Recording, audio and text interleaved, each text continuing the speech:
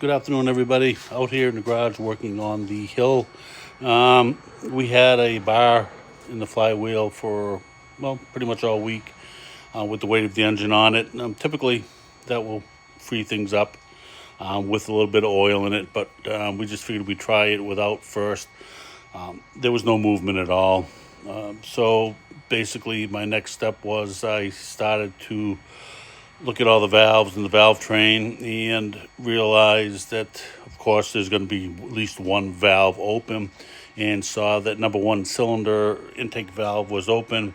And it's my guess that if any rust or anything got into the engine, that it's going to happen in that one cylinder. So at this point, what I've done is I've removed the intake manifold off of the engine, and we're going to try to get some of the mix that I use, which is 50% ATF and 50% acetone in there.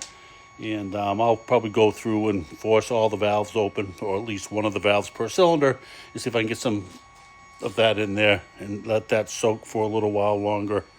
As you can see, there was some junk in there that I cleaned out.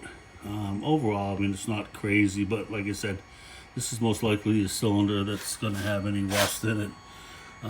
Being only a 3-cylinder, that is the only cylinder that had an open valve. Everything else is in the closed position, so I'm guessing that my problem why this is stuck is going to be on number one.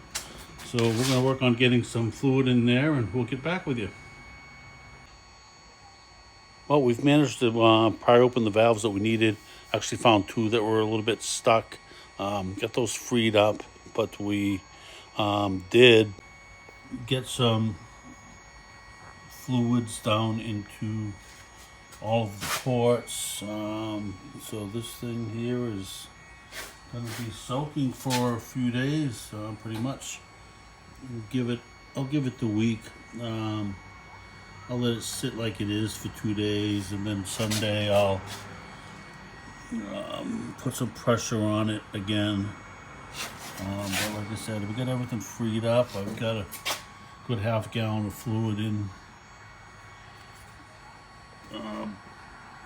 all 3 cylinders kind of equally. So, like I said, we're going to let it sit for a little while, and get Brendan there, the infamous wave.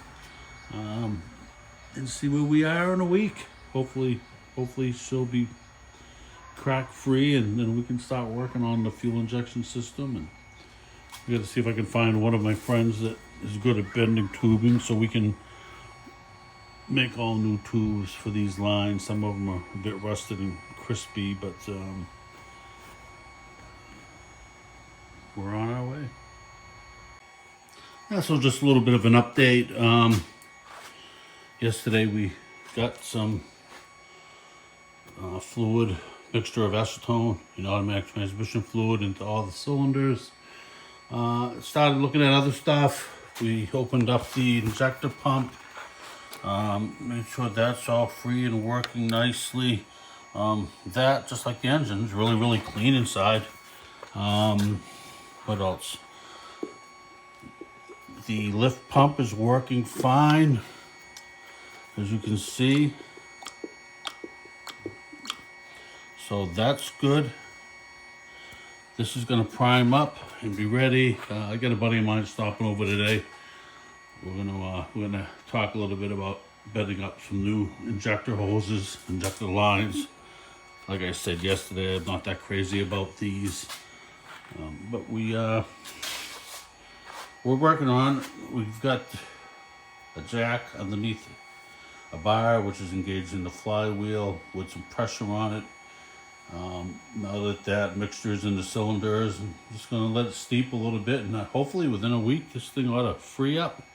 I got a feeling that we'll probably end up having to pull this one head right here, just due to whatever rust might be inside of there. But once we get it freed up and I can get the scope in there a little bit better, we'll see what it looks like.